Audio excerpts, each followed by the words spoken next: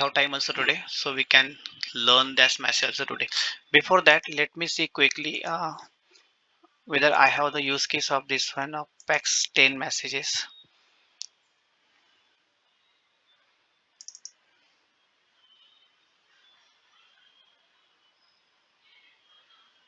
I can open 2-3 requests, so whatever is comfortable to us, we can use that one. Direct debit message.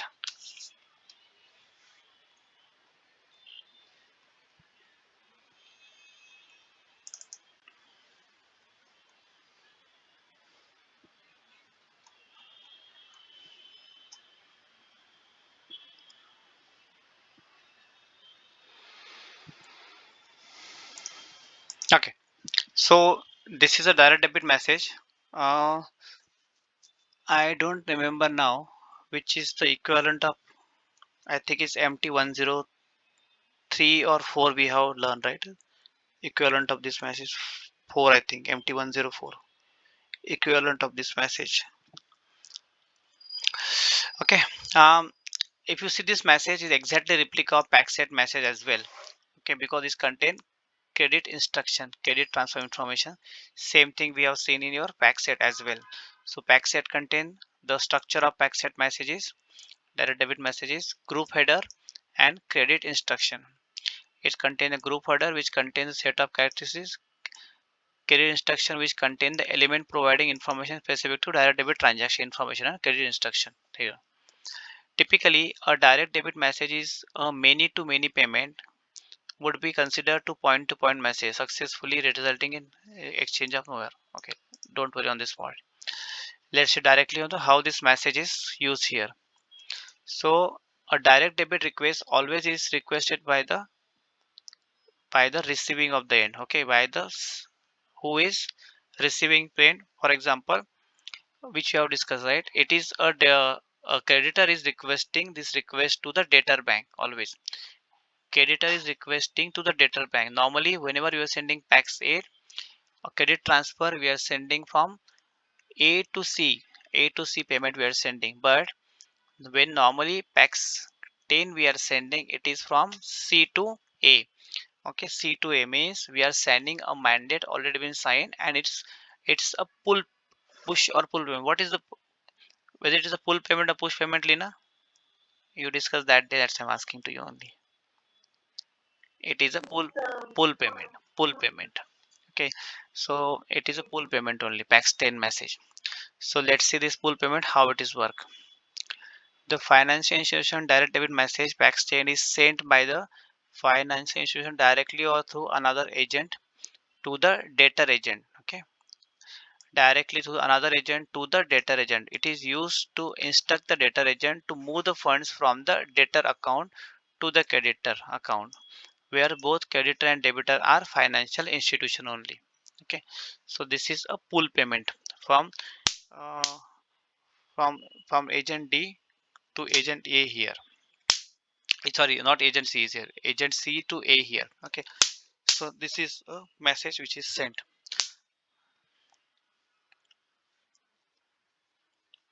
Both are same flow, or same flow only, because intermediate bank we're introducing here one more time. Now in this case, A, B, C, D and PACS 10 message, PACS 2, PACS 9, KMT53. The financial institution direct debit message PACS 10 is sent by the financial institution directly or through agent, another agent to the debtor agent. It is used to instruct. It is used to, okay, same thing mentioned, to move the funds. It will say it might be the directly or through any agent in between. So that's only this only different mention here. Okay, group header again, no specific information. Message ID is there, date and time, number of transaction. Again, is only one transaction. There is no change. Credit transfer information. Let's see quickly. We have the same information or not in the same chain as well. Message ID, date, number of transaction. It is here. Number of transaction in this here. Okay. By the way, we have already learned, right? Header part here. So we don't have to see header here always. This is the group header. This is business application header always. The first part is business application header. We have learned this separately when we started with ISO20022. Okay, and this is the part we are learning always when you are learning any messages. It contain a group header. The first part is contain group header. This is your message ID and date and time, number of transaction that contain this information of credit transfer. Okay, again it contain field 20 only, transaction number reference. Okay, instructed agent, that concept which we have learned in PACS 9, same concept here as well. Who is sending the payment become instructing to next is instructor agent. So this will become instructing agent, and from C to D is instructing agent. So instructing agent to instructed agent. So normally this flow is now PACS 9 flow is like this below one. Okay, this example is taken of bank to bank. So just now we seen it, right? If you remember, the financial institution direct debit message sent by a finance institution direct through also agent only. So here when you are using PACS 9 messages, sorry, PACS 10 messages, we are not going to use PACS 8 messages here. Okay, keep in mind. That's why we can see all the example is a PACS 10 only here references. Okay, so here in this case the instructing agent is sending request to the instructed agent here via the instructing agent C here. Okay, so this is the information they are passing here from agent D is exactly replica of your pack set message. Only the funds there may be some fields are changing.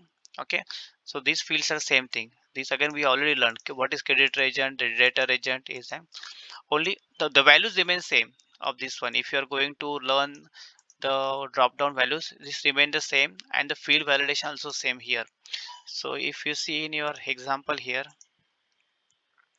creator agent and editor, this is instructing agent, instructed agent, same concept here as well. Everything is same. If you learn, if you remember, we have learned this pack set message, right? It contain debtor, it contain debtor account, it contain other ID than this band of other account. Everything is same. Only now the flow is happening from right to left. Okay, so your debtor agent become creator agent like PACS 4 message. Okay, so PACS 4 message like PACS 4 here.